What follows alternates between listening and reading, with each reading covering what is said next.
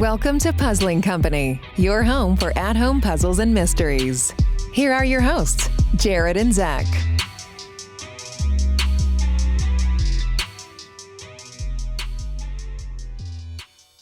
Well, our opening rings true this morning, as it is only Jared and Zach here today. Whew. Okay. We back to normal. The new flavor, as it were, is in school right now, and so Team Old Spice is going to hold it down for all of our classic listeners out there. And maybe, who knows, like I said, maybe we'll get some sponsorships. Old Spice, new flavor. Yeah. Will rank us, but it's President's Day as of the recording of this. True. We tired. Yeah, I'm very tired, but I'm excited to talk about the game we're going to begin to talk about today. Giddy up, because this is actually a real chill game. This is a game, like, if I were feeling the way that I'm feeling, and I think Zach's feeling the way that he's feeling this morning, I would say, oh, this is something I can just casually play in the background, pick it up, put it down. Yeah. No urgency in this game whatsoever, which is really cool. But we're talking about a game called Rytmos, and if you're listening to this the day it comes out, it's out today. So we'll talk more about that. Come back to us right after the break.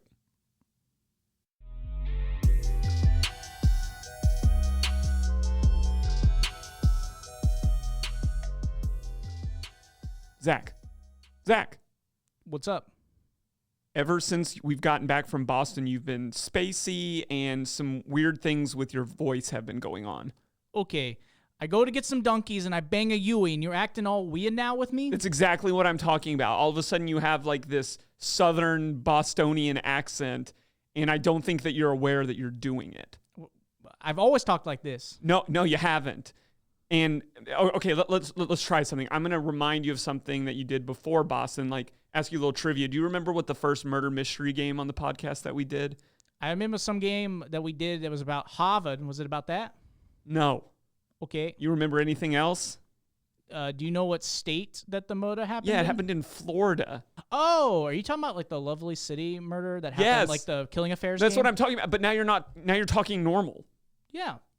What do you mean? Okay, tell me what you liked about A Killing Affair. Oh, it's a really great game. It's like a murder mystery. It's episodic. You have to kind of figure out what happened on that day. It's a cold case as well. But over, I think, 5 or 6 episodes, you get to complete it. Really fun game. And I know that at akillingaffair.com, they have other games as well. And I think they currently have a Jigsaw one that they just created. So really excited to see that. So you remember all of that. But if I told you maybe that the next game that we were going to play was about the New York Yankees, you would say, oh, screw the Yankees. Go Sox.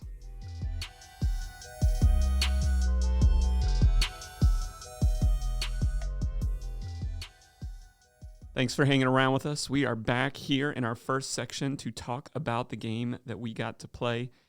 And as we mentioned in the first section, we were talking about Rytmos by a company called Floppy Club. Very, very different game from what we are used to playing, but I'm so excited we're getting to play it because it really opens up I'm going to call it the puzzle verse, Zach. Yes. Of the different types and styles of games. So before we get into talking about likes, rooms for improvements, all of that, give us an overview of what really happens in this game. So what you're trying to do in Rytmos is a few different things, but the main goal is that you are basically reforming these planets, I'm going to call them. But by doing that, you will need to complete certain puzzles that require rhythm/audio-based style puzzles. So as an example, you might have a flat surface that is part of the planet you're trying to fix. And so on it, you'll notice like 2 little like pillars, I'm going to call them, and then you'll have like your starting point. And your goal is to connect both of them and then get back to your starting point. And when you do that, it plays like audio that completes it like it's making a rhythm to a certain like instrument. And when you complete all of them, you get the reward of, I don't want to spoil it too much, but, the reward of completing the planet as well as the audio sync of all of them. Absolutely. And what's cool about it is you're listening to an audio loop, and you're literally making a loop with your puzzle, which I think is really clever. But yeah, it's isometric view. You spin around this thing. You have 6 puzzles on every planet to solve. And yeah, you're just kind of creating a very unique style or sound of music rhythm that's linked to some type of genre. I didn't know any of those instruments, Zach. Yeah. Did you? Well, okay, the shaker ones I did, but the first one, if I remember correctly, and the third one I did not know off the top of my head. It's really cool, and as we're about to talk about, it's going to expose you to some things. Unless you're like a deep musician, instrument lover, it's going to have the opportunity for you to kind of grow your knowledge, which is part of Floppy Club's mission in building audio-based games. So let's jump into what we really liked about this game first. Mm-hmm. I love that this entire game's puzzling mechanic is based around sound. Yes. So like Zach said, you're trying to connect these pillars or nodes or whatever you want to call them. Mm-hmm. And when you've done it correctly, it sets off a really rhythmic cadence for you to enjoy. And then you're always going to the next side. Imagine like a dice is the best way that I can think about it. Each planet's like a dice. So you complete side 1, maybe, dice number 2 and 3 side open, and then you're just putting it all together. Mm-hmm. And it will not let you move on unless you have the full thing completed. But we've talked about different games on this podcast that work on like a singular idea. Like when we played Zoria, the entire puzzle game was about shadow. Yes. Think of games like that. This is what is happening in Rytmos. Now, that's cool, but for people who are like, oh, maybe I'm not a big music person, the base puzzling here is you're moving a line around to connect things. This is not rocket science. This is for the casual player here. And to sync it with something fun like audio, I really enjoyed. Mm-hmm. No, yeah, the audio sync in this game is honestly fantastic. It is really cool, too, kind of hearing the song throughout the entire experience, and then you get to create it, and you kind of notice it one step at a time as you're adding different pieces of the rhythm or the song together, and it's pretty cool to get to the end part. And then there's the part that kind of is actually our second was kind of the rabbit hole of information that you are presented about the thing when you finish it. So when you finish a planet and you complete all 6 sides, it tells you what instrument was being played for that song or what they were using. And so you can actually learn more about it on that page. It also lets you play it. So you can actually press certain buttons on the screen that act like you're, let's say, shaking the shakers, or you're playing the xylophone, or whatever the instrument you are presented with is. And you can play with it. And you can also record it. So if you want to make a song, the game will literally record it for you. Is one of the things it says it has in its functions. But then also it just offers a lot of information. And then it can kind of give you a rabbit hole or start you down the path of gaining more knowledge about that instrument and why you like it or why you didn't like it in terms of maybe the audio sound, stuff like that. But because it linked you to more information about it, I believe so. Yes. Which I thought was really cool. Here's my question to you though. Okay. Is how much did you actually play around? After you beat the level and you got all the instruments, how long did you spend making little beats and making little songs? The first one, I did it a little bit because I was intrigued. I didn't record on any of them, to be honest, but I did play it. The first one I think I played the most in. I probably played a minute worth of messing around with it and just seeing if I could match the beat that was going on with or the rhythm. The second one, which like I said, I believe was the shakers that I did. I really liked that one. I probably spent the most time on that in terms of I just found it funny. I was not hitting the rhythm at all, but I liked doing it. Yeah. The third one, I did not do much at all by that point. But like I said, it's really cool that it offers that information because I was at first I'm I have no idea what that is. I mean, it looks similar to the other things I know or other instruments, but and then I'd mess with them ooh, and then I'd be okay, time for me to move on, and I'd go to the next one and then work on that. Yeah, it's interesting because I really liked messing around with it, although I'm usually not much of a sandbox person when it comes to games. I don't like Minecraft. A lot of games have these build your own, record your own, make your own things. Like Mario Maker, I don't like Mario Maker, which is ironic because I love building escape rooms. But I thought it was a fun little thing, and I found myself, and I don't know if you found yourself as you would go through a level, just vocally doing what had already been played, boop boop boop boop, and I was tapping my foot a little bit. And were you finding yourself joining in that at all too? A little bit, yeah. I said, it depends. Certain ones I think I got more into it with. Like I said, the first one was kind of the first one that kind of introduced me to all of it. So I was oh, this is interesting. And then I think as it went on, I against the game, but just my own thing. I just kind of stopped doing it because I was more focused on solving the puzzles faster and faster. Same. But it was fun. Like it was, like I said, it's a very chill game. I could see how I could play this very casually and just like you have like 10 minutes between something, and you're like, oh, I'll solve another like world and find a new instrument, and then totally agree with that. Totally agree with that. And you mentioned puzzling there, and I want to talk about that as like our third thing that we really liked. This game runs on a very simple mechanics that we have seen in other games, just not used in this unique way. Yeah. But even I think we both played like through the first 3 or 4 levels for the review of this. The scaling of it amped up pretty quickly for those of you that enjoy more difficult puzzles. Yeah. I liked that. How did you feel about that? I did really like it.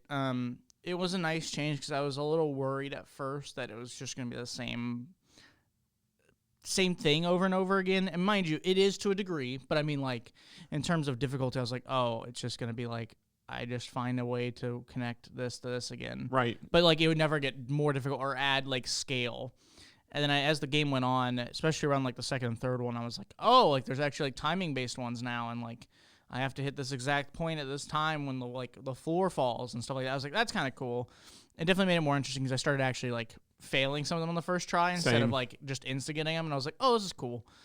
And there was the reward of that too. Like I felt more rewarded when I actually like messed up once or twice on a few of them instead of like this is clearly just a square one, or like some of them it was really cool being like, oh, I actually have to go like right down, like left at this wall, stop, up, down, then get back to the beginning. So I found myself struggling a little bit on the ones where you were moving the cube around because there's so many variations of that. Yes. But I agree, that was fun because I was worried too. I was like, this is going to be all about the music, nothing about the puzzling. We're going to blow through this, hear a bunch of musical instruments, and call it a game. Yeah. And that's not the case. No. I think people who do enjoy very simple style of, like you said, scaling difficulty puzzles, there's a lot to like here. Mm-hmm. And the music will change varied enough level to level to kind of keep you engaged. So overall, as I would call this like a non-narrative, casual style game, I think there's a lot of goodness here. Agreed. Now, I want to flip to the room for improvement. We are playing this game in beta. Yes. As of today, the game is released. It's out. But Zach, I remember talking. You said you had a couple of things that you didn't like just about playing it in beta that you assume will be better once the full version is launched. Oh yeah, like so as an example, mind you, it could have been like a weird thing and I didn't know it. But some of the settings in the beta version weren't fully in yet. So as an example, like it offers for you to play it on PC to play it better, like quality or like in terms of screen size and for refresh rate of your screen. So, I used to be a big gamer, so I have a really nice monitor that does it at like 175 hertz, and I could only play at 60, even though it said I could play higher, like I could go to 144, stuff like that. And so I was wanting that. And it said that it took like 5 minutes of it like freezing for a second, and then it changed it, but then it didn't actually change. Like it was still at 60, and I was like, okay, no idea if that actually would like worked yet, or if it was like a setting on my end. So it could have been me, but I was like, that didn't actually change anything. So I was like, oh, that kind of stinks. Like 60 frames is fine, but when you're used to the big screen. You can't go back to a little monitor anymore. So I don't know. This isn't like humble brag Zach. This is like computer snob Zach. I guess, yeah. But it's just true though. It's hard when you're used to something and then it like it offers it and it doesn't actually let you do it. So it's kind of like, oh, that's unfortunate. But like I said, it didn't like stop the fun of the game. It was just one of those things I was like, oh, this might be just a small like beta setting thing that it might not let you because it's probably limiting it to certain things. Outside of that, I think I ran into one other like graphic issue at one point, but it was very quick. It was not something that I would like say like you can't play this game or it's like bad. Like it was just one small thing. The rest of it was great in terms of what it offered for a beta version. Yeah. No, I'm not that. Like I'm like I'll play on my dial-up connection. Like that's just me. But I think those are good things to note, and we will see and kind of track how those go. The other thing I would say is there's not a whole lot of bad. There's no hint system in this game, but I don't think this game really sets you up to need a hint system of any type. Not really. I think that would be very actually interruptive to the musical cadences that are going on. Yeah. But the thing that I would say is I think this game, we played it on Steam, we played it on PC. This game is coming out on Switch. This game is coming out on iOS and Android. And I think I would actually want to play it on any of those other systems than what we played on, so that I could actually do a touchscreen versus how we were experiencing this game. The mouse just felt kind of clunky with what you're trying to do. Would you agree? No, I agree. It was a little clunky at times, but it wasn't like too bad. I like I said, it's all like I think minor things that will just get fixed over time or when it gets released. Because I know especially too, I don't know how you felt about certain levels, but the certain ones where like the level falls or like when the like parts of the map fall, it seemed a little clunky there at times. Like the game couldn't recognize like fast enough that it fell. Right. Or and you're like, no, I beat it. Yeah, and you're like, okay, this is weird. And I had small moments like that, but like I said, it wasn't like too detrimental. It was just like, oh, that's kind of noticeable at times. Like that's not how it's supposed to fully work. Or maybe I glitched it. I agree. So, and anything else you want to add to room for improvements before we wrap it up, head into our middle section? No, not really. We talked about, I don't know if you brought this up, but we talked about earlier, it was about like the no true narrative. Sure. Like if you are looking for a very big and important narrative, this game so far, from when we played of it, make it very clear, doesn't really provide that. It's mostly meant to have cool puzzles at scale, as well as give you more information and kind of teach you about instruments. But it's not, so far there's like a small narrative that does definitely play with like the planet system stuff. But outside that, so far, I can't tell there's any like true big narrative that plays through all of them. I think that's a good point. Again, we would classify this as a casual pick up, put down, play as you go. It saves your progress at any point in this game. This is for on-the-go mobile gaming, which is why I don't think this is a great game to play on your PC, because if you're going to sit down and play a game at your PC, you probably want to play something a little more intense. I don't know. I just feel like this game is tailor-made for a great mobile thing. Agreed. But that's really going to wrap us up for Room for Improvements. We're going to be coming back at you in our next section to talk about something that this game does really well, but some people like and some people don't. We'll be right back.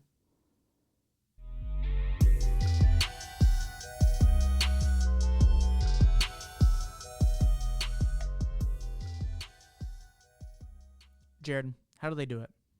How do they do what, man? Scarlet Envelope every month sends me a new game with a new story and new formatting, but it all works so well. Dude, I know. It's like 1 month I'm catching a serial killer in the 50s. Right? But then in another one, we had to stop the Second Galaxy War. I know. And then the next month I'm trying to rescue a dragon in the medieval kingdom. It's just crazy that every month they keep sending out a new game that also leads up to like this crazy secret society element.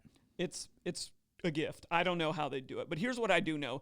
If you want to go to scarletenvelope.com and use code PuzzlingCompany, all one word, you can get $10 off their catch-up bundle, which is a full set of 13 games. Or you could just sign up monthly and journey with it. They're so fun. I'm so excited for the next one. I can't wait.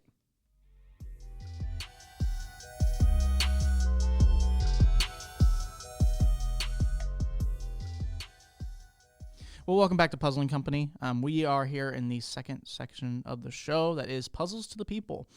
In this section, as we've done many times before, we get to talk about a topic that might be related to the game. Or, if you're a veteran of the podcast, sometimes Jared used to ask me questions or we look at reviews, stuff like that.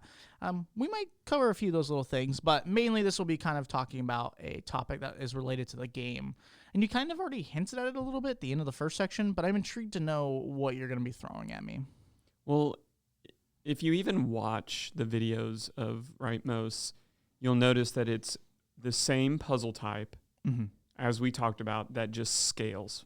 Yes. Becomes more complex, becomes more difficult, but they're not in the middle of the game saying, here's a cipher or here's a matching puzzle, right? There, it is one style of puzzle the entire game. So that's what I want to talk about today is this is not anything new. There are lots of games out there that are single puzzle mechanics that adapt as the game goes on.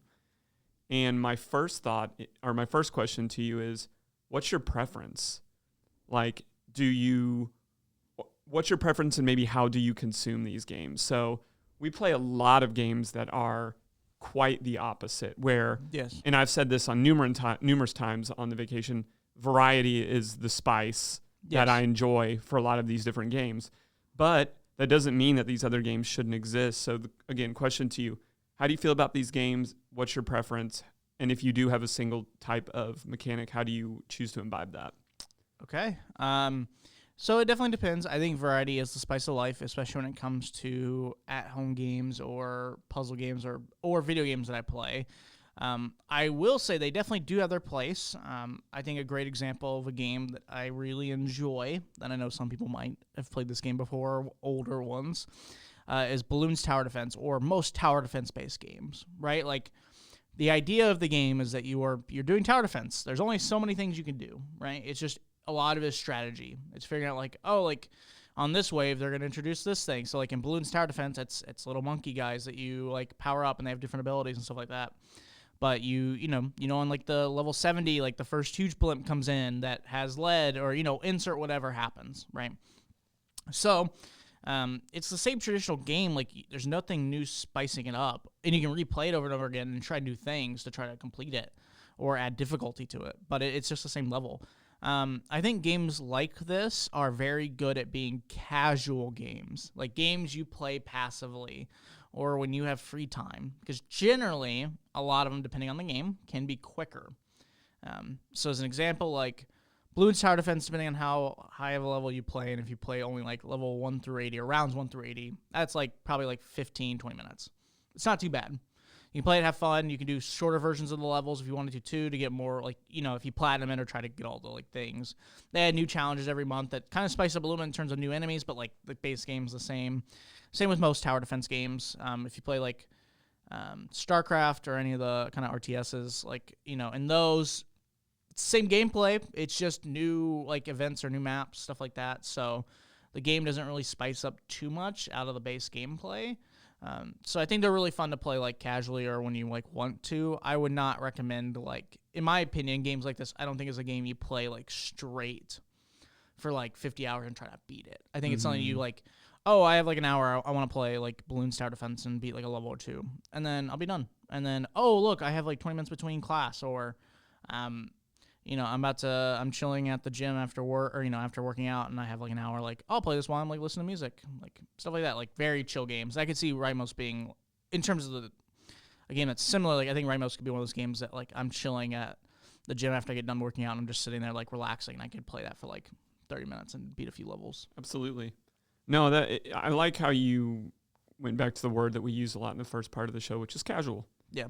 I agree with you.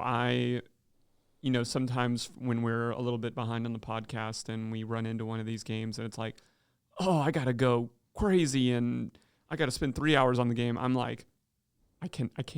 Like, I just can't keep. That's how I played Rytmos. Like, I played it a little bit here, a little bit there, a little bit here. And it's hard. But then I think of games like critically acclaimed games like The Witness. Yeah. Right? Like, there is, now, you can make an argument, there is the exploration part of The Witness. Yes. And then, but every single puzzle is a variation of the same mechanic. Yes. Right? So it's an interesting notion in my mind to say, like, how do you experiment with something like this, right? Like, so, and I think Rytmos is a good example of that, right? Like, they took a base concept that we've seen in a lot of apps before. Like, if you've ever played that, connect the colors together while leaving it all on the grid. Or my daughter plays this game on her iPad that's called Hue. It's like a Hue game, and you're just like matching colors. But for those games, they just leave it at that. Rytmos added a really subtle narrative, I would call it, if you want to call it that, but also like sound. Yeah. So does it matter to you? Like, do levels of bringing different elements together matter for this style of game for you? You're like, oh no, I'll just play any old thing as long as it's a good game. I think it's always nice to add more things to it. I think in terms of like, if I only thought of this game as like a phone game, I don't think audio would be as needed, but I think audio very much, mind you, the purpose of the game is to be more about the instruments, and then the puzzles are also included in that. So I think the audio is very important for this experience versus maybe like a more traditional like casual phone game where it's just like matching colors or making the lines all connect without cutting each other off, or anything like that. So yeah, I think audio is super important for like this experience. I also think it's very cool that it adds such solid audio to it. It's not like some like phone games I've played. It's the same like looping theme song just played in the background over and over, and you're like, this is so like, I'm like zoning out. I don't care. But at least for this, like, the difference too is that the audio changes every level. Like, it's not the same song being played over and over in Rytmos. It's like, oh, it's a different song and a different instrument playing it. So like it feels like a nice like variety or extra spice to the game that is not sometimes included in other games like it. I agree with that. I do think games like this can be elevated to a very high level, but they've got to be intermixed with different mechanics. Even though we didn't lose sight of, hey, the core of this game, like you said, is we're making music and the style of puzzle is tower connection, right? But it is interesting, I think, to see this in the puzzle world and to see it in so many other different places as well, right? Because then you can start doing what we always do and dissecting it and saying like, well, is this really just a singular mechanic or is this really like a double mechanic, right? Yep. Is Fortnite really a single mechanic game or is it a multi-mechanic game? Like, but this is what we are used to on a number of different plays. Like growing up playing Mario, we can make an argument all day about, well, Mario's just like a platformer. You're just jumping around. Sure. But it follows the same pattern. Like, level 2 is more complex and more difficult than level 1 and level 3 and more than 2. So you're seeing that base idea there. But I would argue there's a lot more to Mario than there is to Rytmos. Yeah. They're two different things, but it is interesting just taking a simple idea. I'm drawing a line, connecting towers, making a loop, but then that scaling aspect. Yes. So that's where I want to spend the last little bit of this is talking about the notion of scaling. We talk a lot about in other episodes difficulty. Yes. This seems to be like a very linear upwards difficulty and curve. Yeah. How do you feel about this? Like, we obviously made it through 3 or 4 levels. I believe there's 12 to 13. I'd have to double check the notes. Mm-hmm. But how do you feel about that? Like, do you wish it would just have kept it simpler?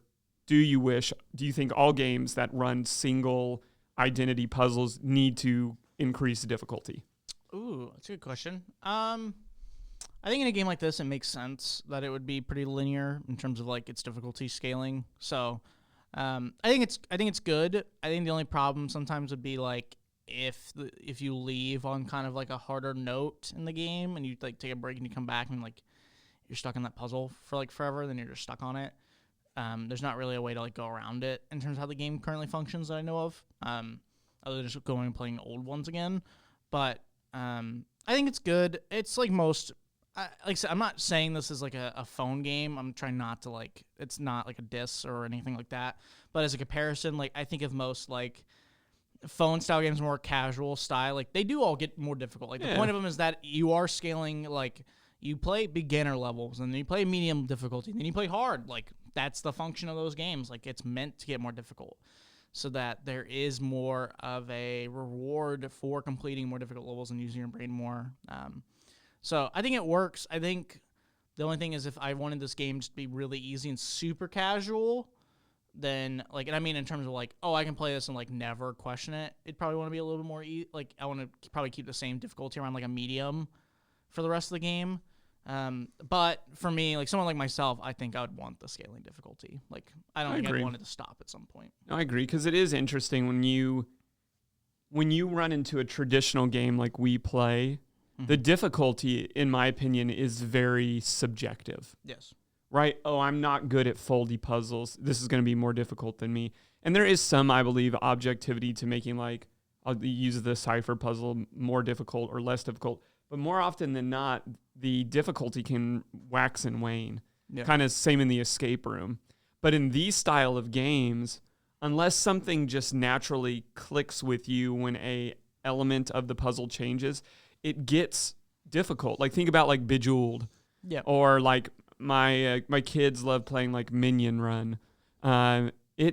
Nobody's arguing that it gets harder, faster, quicker, but I just think that's so interesting that seems to be a more typical component of these single dynamic games and less of what we do in our world, because I think it's almost impossible for a creator to tell you what's going to be more difficult or not. It may take you longer, but that doesn't mean it's more difficult. Sure. Right? Why do you think that is? That is a good question. So it depends on the game for sure. I think why variety cannot fit like such a linear scaling difficulty is that depending on like what you are trying to do in your experience, like in an escape room or in a tabletop game, is I think sometimes one, creating a very linear scale makes it more difficult for the game to continue.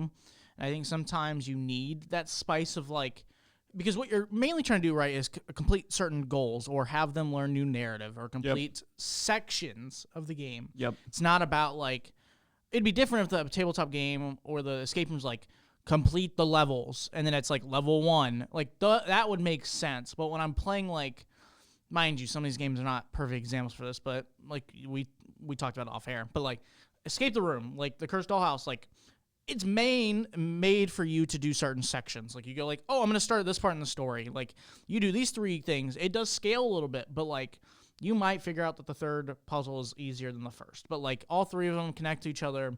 You complete them. You finish that section. You move to a new one. And it doesn't get harder. It just changes. And then you learn, like, a new... Yes. And it feels nice because it kind of gives you, like, a restart to kind of go, like, oh, like, maybe a new mechanics added or a new style of puzzle is introduced. And you can kind of, like... Yeah, like, it gives you a good way to, like, jump between sections, like a very good onboarding system of, like, let's jump you back into a new section and you fully get it. It doesn't feel like I did section 1 and then section 2, I have no idea how this works, and it got completely more difficult, too. I think that really works, and it also helps people get the narrative or, like, the other elements. While most games with the scaling difficulty that we're talking about generally don't have as much of a big narrative that I can think of. I'm not saying every game that has a scaling linear difficulty does not have a narrative. Sure. But... Be careful. You're going to get roasted on Reddit. I know. But I'm just... When I think of it, like, in terms of escape rooms, like, imagine if every puzzle just got way more difficult after the next one. Like, that would not be fun. Yeah, like, the last puzzle would be like, yeah, you can't get out. Good luck. Have fun. Mind you, you want... And also depends on how you're doing that stuff, too. I think most of them, the big difference for how we feel, and I think it's something that we do at, like, our escape rooms, is, like, the story or what we're trying to have them do, right? Like, you want it to start off easier so they have a good introduction and get a good idea of how things are going to go. Make it a little bit more difficult until they complete something big. Then restart them in terms of, like, oh, like, we're back to this new puzzle and a good transition. Like, make this easier than being extremely difficult. Right. Then go into the next area and go, like, okay, we're going to start introducing some little bit more difficult puzzles, but, like, there's, like, 4 of them. So you need to complete 4 kind of medium to easy puzzles, and then you're gonna get one big one again and complete that. Then it's another few easy ones until you get to the end, and then the end you can make the climatic puzzle difficult and then make the ending like easy, so there's a good resolution of like, oh, you worked really hard, you completed the harder puzzle, now like let's get you out or whatever. And I think that has served most people a service, or like a good service, instead of it being like, oh, like, well, I'm on puzzle 7 in my escape room, I have absolutely no idea. And then you go to the next puzzle in the escape room and they go, well, you struggled. You needed 8 hints for 7. Good luck with 8. And you're like, I have no idea how I'm going to get out of this thing. Here's what you were helping me think through this by saying all this. Here's what I think the difference is. You're talking about the difference between skill building and skill switching. Yes. So in Rytmos, you're skill building. Yes. And then each new level offers new complexity to then further your skill building. What we do a lot of in at-home puzzle games, especially the tabletop world, it's not so much you're building on something, but they're like, the next envelope is going to challenge you to do something different. Yes. Right? In my mind, it's like in the Olympics, the difference between somebody that's running the 100 meters, you know, they're always going to run the 100 meters versus someone that does like the decathlon. Yes. Right? They get to do all of these different things and that switches. So again, it's the variety of most of the puzzle games is what I love. Agreed. I love being able to switch from a Rytmos puzzle to a cipher, to a matching puzzle, to a jigsaw puzzle. Like, I just love the scattered and kind of craziness of it all, and that's what an escape room is. Sure. I haven't run into the escape room experience that is like skill building. Yeah. Using one or maybe two things throughout the way through. And I don't know, there's not a freshness to that. So no, it was good. That I was working through that in my mind. I like getting that together. So again, if you're listening this as of February 28th, which is the day this episode is going out, this game is available Android, iOS, Steam, Switch. You can pick it up any place. Really great, in our opinion, casual game to bring together sound, music, single style puzzling with scaling. It's really, really, really fun. We want to thank the people at Floppy Club for the opportunity to play this. Be sure to check them out. They have some really other great content that is already available. And we look forward to kind of just playing this in the background as we do with many of our other games. But be sure to check them out, Floppy Club, on social media. And for us, Zach, how can they help us out? Yeah, there's a few different ways you can help us out. One, you can go follow us on social media. So you can go to Twitter now. Hunter's been running our Twitter. You can go to our... The new flavors on the socials. Yeah, they go to Facebook. You can go to Instagram. We post on there about new episodes and also kind of some behind the scenes that Matthew and Hunter have been doing for us. You can go support us on Patreon. You can go on Patreon and support us at Puzzling Company. There is one tier you can join on. You'll be able to start seeing our spoiler club, start getting to see kind of things that we want to talk about that we can't talk about on our current episodes, which we'll be recording that very soon about Rytmos. And then final thing is you can go to wherever you listen to this podcast, if that's iTunes, if that's Google, wherever it is, you can leave us a 5-star review. We would super appreciate it. That's great. So next week is exciting. If you haven't figured this out yet, we have a little bit of a rhythm to how we do our new months. It's tabletop, digital, then video game. Super excited. I'm holding it in my hands right now. We will be playing the new Road to Innsmouth, the deluxe edition. And this is a partnership between Hourglass Escapes and the Arkham Horror World. So this is going to be a very tabletop-y episode, and we're super excited to partner up with them to bring you that episode. So be sure to check with us at the beginning of March and hang with us. Exciting stuff coming in April as well. I will throw that out there. But for Jared and Zach, this has been Puzzling Company. See you guys. Thanks for listening. Find us on social media at Puzzling Company and online at puzzlingcompany.com. Check back weekly for new episodes. Until next time, keep puzzling.